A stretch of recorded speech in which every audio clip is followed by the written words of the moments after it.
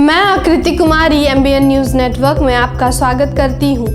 देश के युवाओं के भविष्य से कांग्रेस बीजेपी शुरू से ही खिलवाड़ करती आई है, विशेषकर देश के मूल निवासी छात्रों के शिक्षा पर।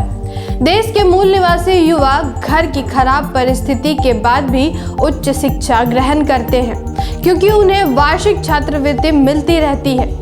लेकिन अब छात्रवृत्ति को सरकार जरूरतमंद छात्रों को न देकर अन्य कार्यों में खर्च कर रही है।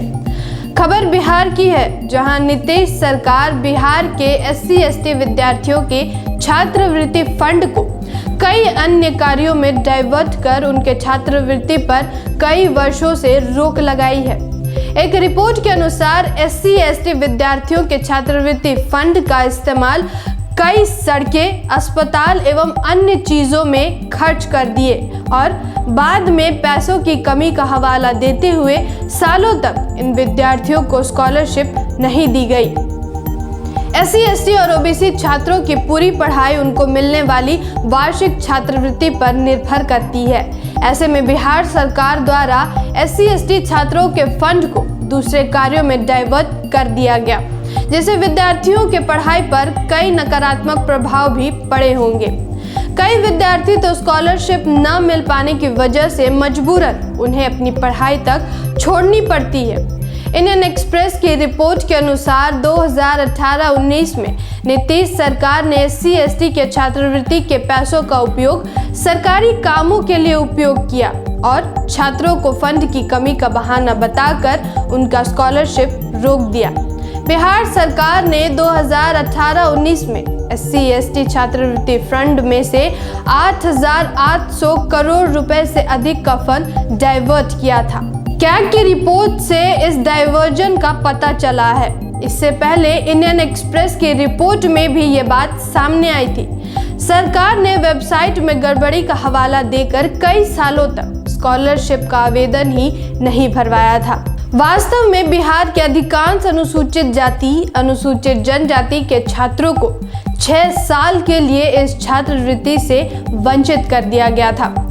आइए देखते हैं छात्रवृत्ति फंड के 8,800 करोड़ का डाइवर्ट कहां-कहां किया गया। फंड का 2,076.99 करोड़ रुपए बिहार सरकार ने बिजली विभाग को डाइवर्ट कर दिया। साथ ही सरकार ने विभाग को 460.84 करोड़ रुपए का कर्ज भी दिया। फंड का कुछ हिस्सा प्रमुख सड़क परियोजनाओं के लिए डाइवर्ट किया, जो 3,081.34 करोड़ रुपए था। तटबंध और बाढ़ नियंत्रण परियोजनाओं के निर्माण में फंड के 1,202.23 करोड़ रुपए खर्च किए गए। इन सब के अलावा 1,222.94 करोड़ रुपए मेडिकल कॉलेजों, 776.6 करोड़ रुपए कृषि विभाग के कार्यालयों व अन्य सरकारी भवनों के निर्माण में डाइवर्ट किया गया। सरकार द्वारा मूल निवासी छात्रों के छात्रवृत्ति का इस तरह से दूसरे कार्यों में खर्च करना शासक वर्ग की मानसिकता को दर्शाता है, जो देश के मूल निवासी छात्रों के प्रति है। 2018-19 की CAG रिपोर्ट के अनुसार अनुसूचित जाति और अनुसूचित जनजाति के विकास के लिए निर्धारित फंड को अन्य उद्देश्यों के लिए उपयोग किया गया है। समिति इस मामले को गंभीरता से लेती है और सिफारिश करती है कि नीति आयोग को यह सुनिश्चित करना चाहिए कि अनुसूचित जाति, अनुसूचित जनजाति से संबंधित विकास योजनाओं के लिए निर्धारित फंड किसी भी परिस्थिति में अन्य उद्देश्यों के लिए प्रयोग नहीं किया जाना चाहिए।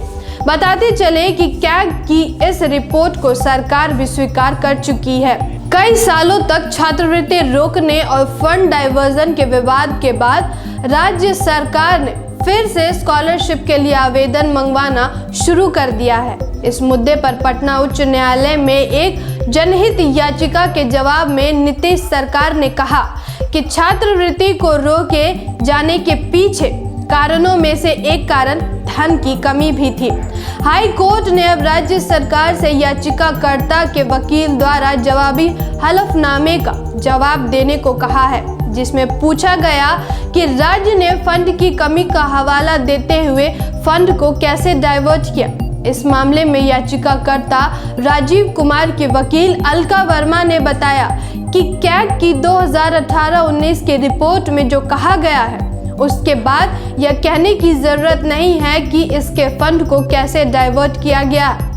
इस तरह के महत्वपूर्ण और गंभीर विश्लेषणों को देखने और समझने के लिए चैनल को सब्सक्राइब जरूर करें। धन्यवाद। जय संविधान, जय भारत।